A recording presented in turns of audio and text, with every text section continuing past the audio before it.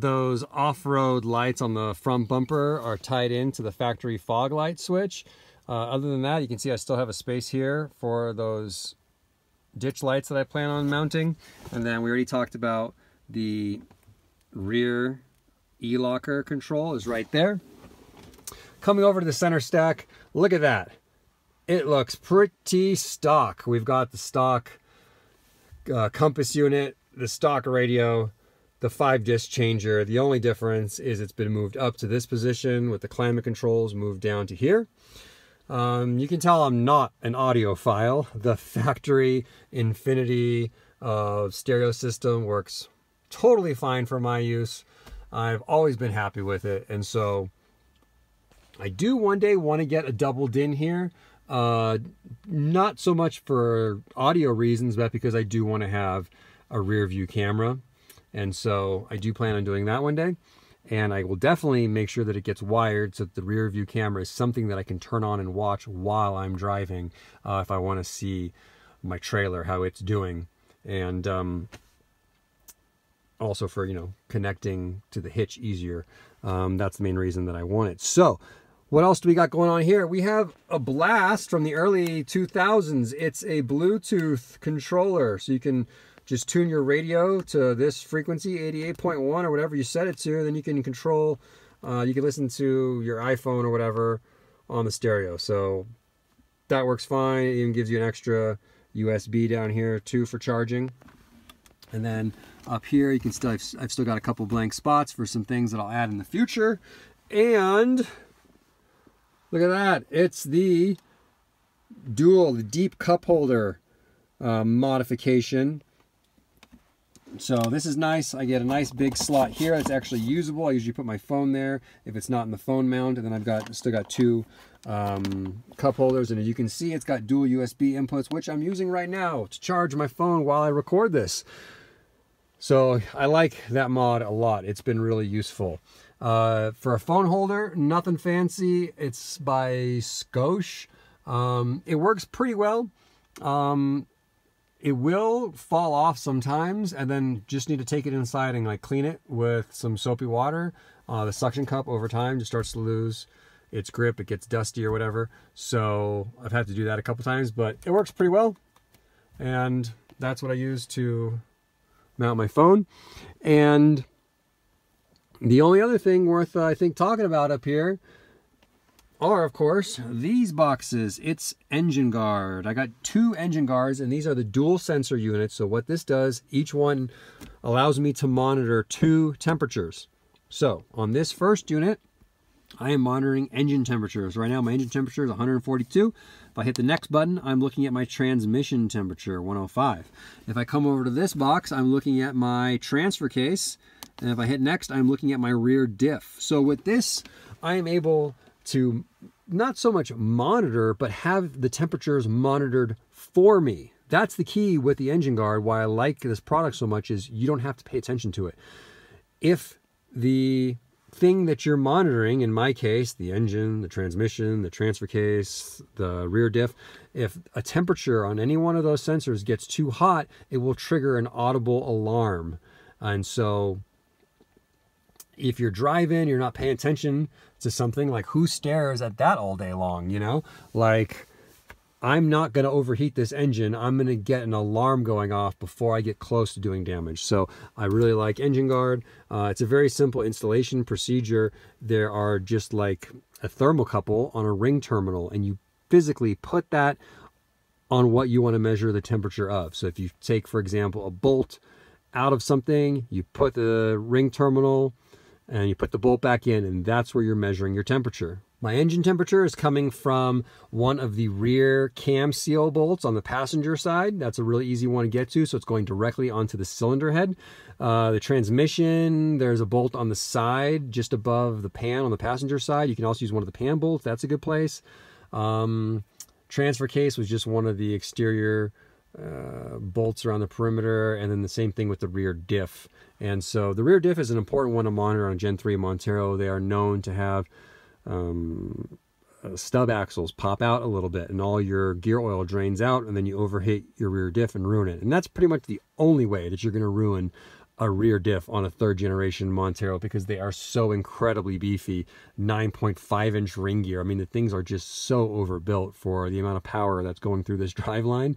So the only way you're going to ruin one is if you don't have oil in it. And the only way you're probably not going to have oil in it is if it accidentally has that defect where the circlip lets the stub axle pop out just a smidge. You lose all your gear oil. And so I get a lot of peace of mind by having a temperature sensor on my rear diff. There's where I've got my level gauge for measuring vertical degrees when I'm off-roading. It just mounts with double-sided tape. It comes with all that. And then I don't have one for side-to-side, but I will be mounting one right here. I just haven't gotten around to it yet. I'll be making like a little piece of foam backing to mount it to. I've switched all of the overhead interior lights to white LED bulbs. Here are my seat covers, nothing fancy, but you know, the thing you want to keep in mind with seat covers is you can't obstruct the the top of the seat because it has side airbags on the side of the seat. So if you put a seat cover on here that's not airbag compatible, that will be a problem if you get into an accident and you want your side impact airbags to work. There are airbag compatible seat covers, but they're very expensive. So I've just chosen to leave the front exposed. I treat it once every 6 months or so with some Griot's Garage leather rejuvenator to help keep the leather in good shape. And then on the bottom, I've got this cheap one. I really like it actually. And I like it so much that I'm gonna look into carrying them at Luso Overland, but you can get these like on eBay or Amazon. There's a bunch of different generic ones, but they just fit over the top. You still got access to all your controls. You got a couple little pockets in here, not that I've ever used them before. So I've got them on the front 2 seats. Here's my floor mats. Luso Overland, you'll see these in the near future. They're on the way right now. I used to have the Weston or Omac ones, and I like those a lot, and I ran them for a long time. I like these more because it is much thicker. You see how like rigid that is? Whereas those other ones, they're like a softer rubber and floppier and everything, and they don't hold their shape as well. So I like these a lot. I'll be sticking with these.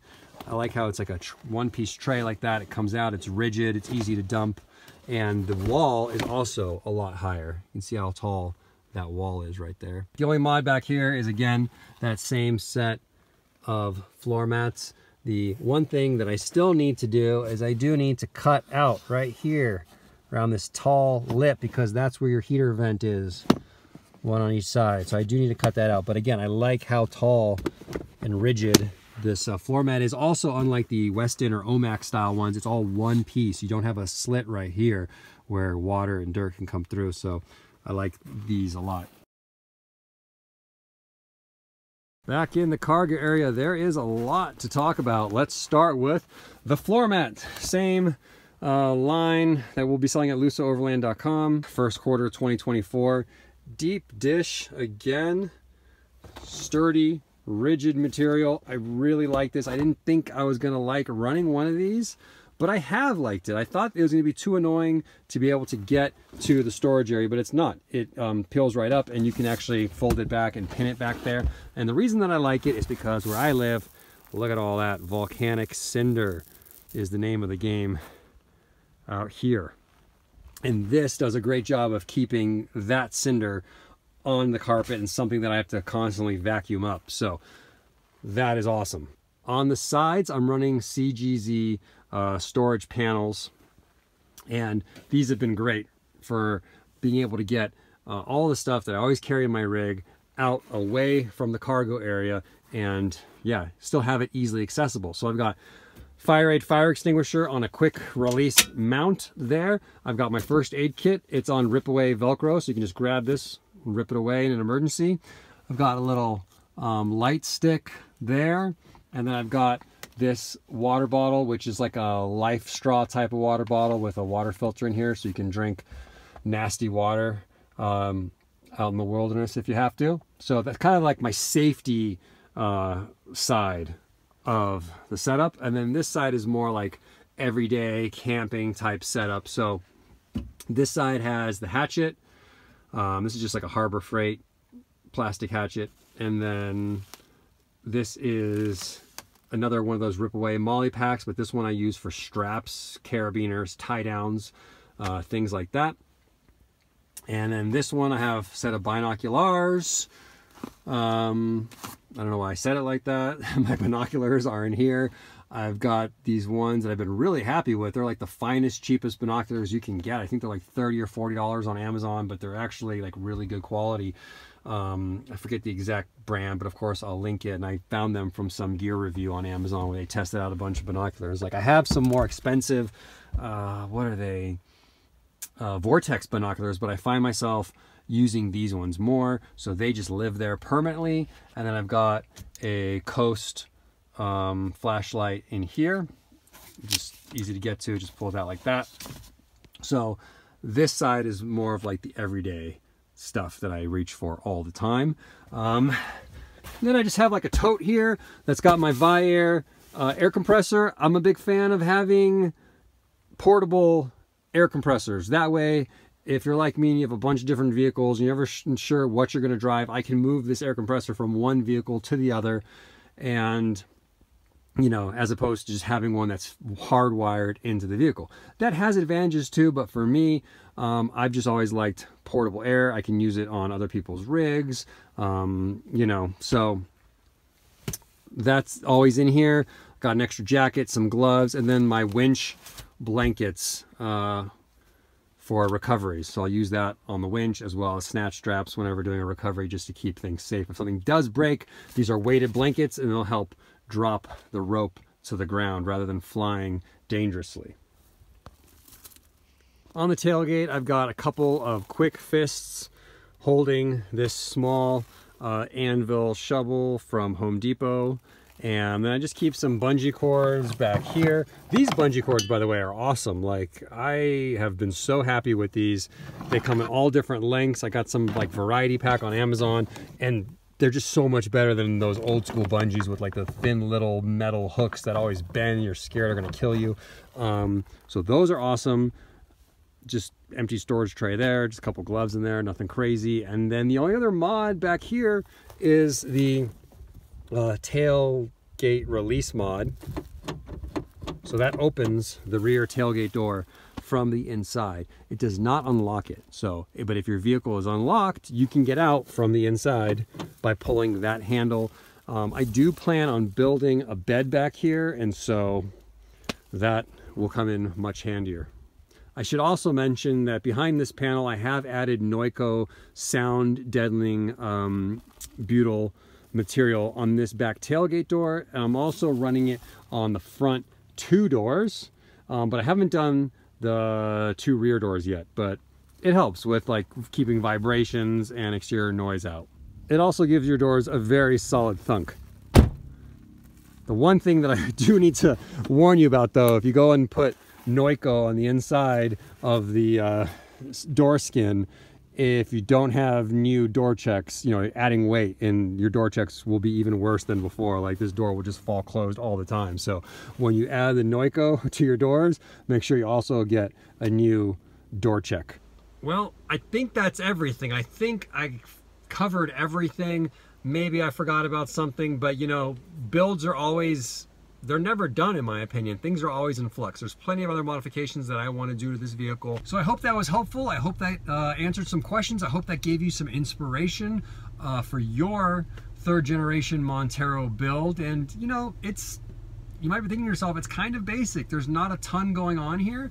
Like, I've really focused more on driveline stuff and armor more than anything else, like suspension, armor, and 490s. Those are like my big mods.